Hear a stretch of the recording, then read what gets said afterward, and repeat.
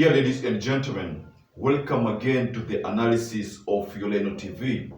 I'm glad you're well from wherever you're watching this channel. So I was going through the Daily Nation, and in the headlines, the title is RAILA's Game Plan. And according to the newspaper, there's a part where it says, Opposition Chief Raila Odinga is plotting a gradual escalation of resistance against President William Ruto, which could ultimately snowball into a call for civic disobedience and mass action. This even as he made fresh revelations into how his alleged 2022 poll victory was stolen. Now that is in the front newspaper of the Daily Nation. And in that same page, there is an action plan. And in that action plan, I can see in his plan, that is, there's a nationwide rallies, that is apart from Nairobi meetings on electoral justice set for other towns. Then there is tax resistance. This rally tries supporters to shun punitive tax. Then there is product boycott.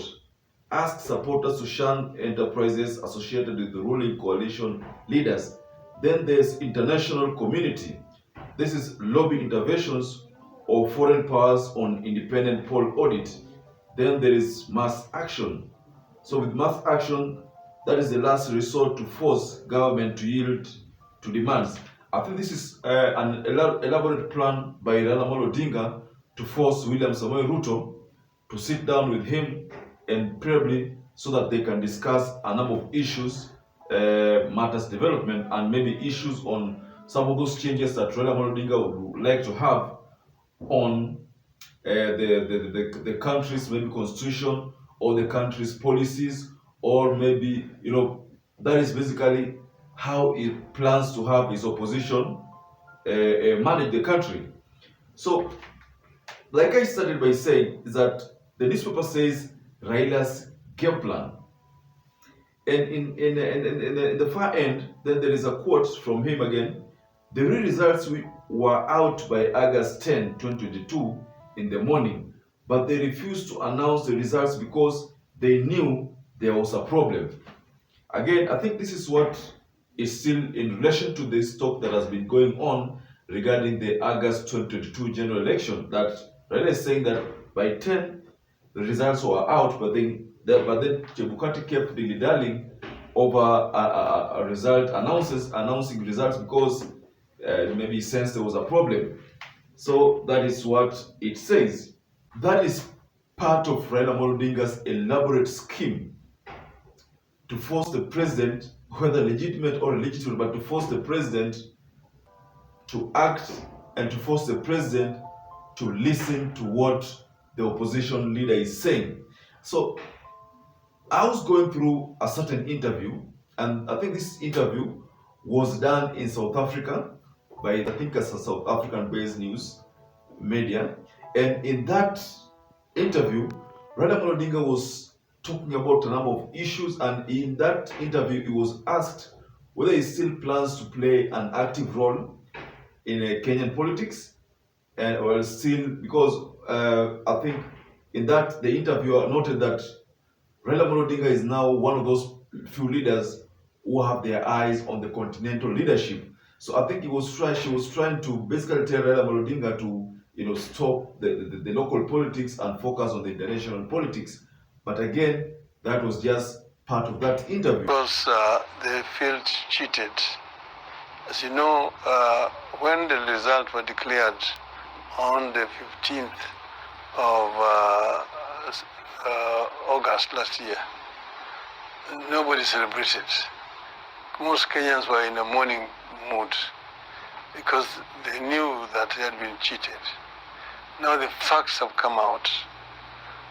Whistleblower has spoken and has actually produced the original forms that were used in counting and tallying the votes from constituencies across the country. Those forms are original. They cannot be faked.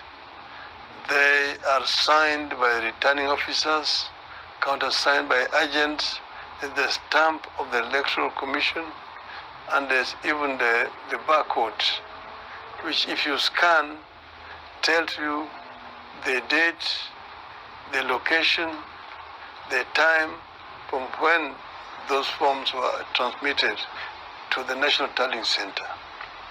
They have shown that these forms were falsified, were altered, and the results which were announced by the Electoral Commission are different from the actual results.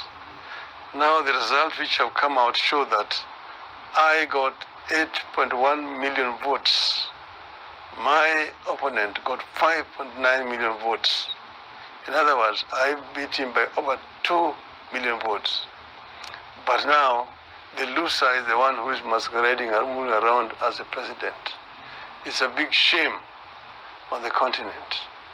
And it's an issue that needs to be addressed by the African continent. This issue of using electronics in voter transmission results, how some of these companies are compromising African elections. So there's a serious threat to electoral democracy, not only in Kenya, not only in the African continent, but the rest of the world. And this example actually needs to be looked at much more seriously. It's a serious threat to political stability on the continent. Quite an important task, and you are saying that in your lifetime you'd want to see all these issues that you've spoken about, but particularly the issue of ensuring that Africa is working at night does happen. But your future in politics as well, in Kenya, as we wrap up, it's one thing that many people are asking, whether are you still going to soldier on, challenging the position or being involved full-time in politics in Kenya? What's the future like for former Prime Minister Raila Odinga in Kenya in particular at the political level? Well, Kenyan politics, of course, is vibrant, and as you know, I have participated in Kenyan politics for a long time, and what happened in the last elections, of course, is regrettable.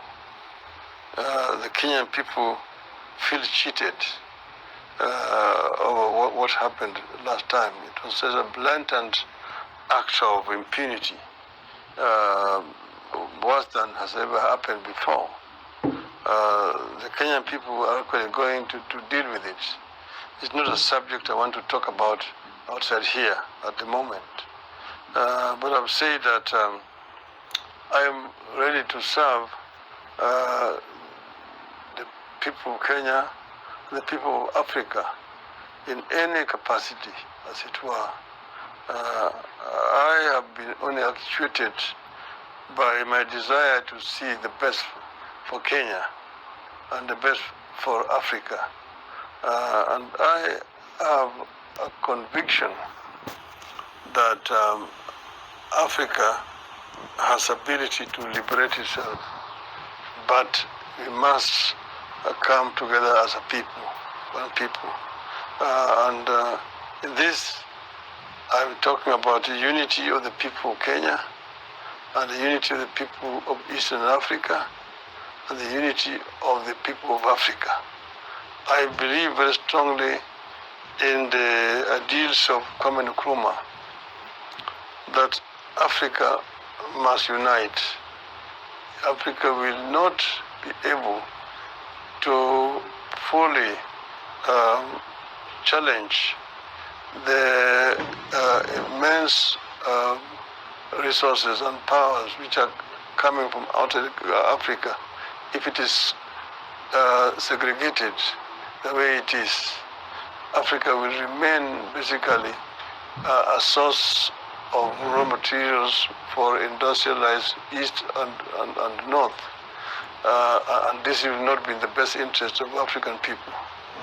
So trans-African trade unity, creating a bigger market on the continent, will help African people to be able to protect themselves against invasion from outside the continent.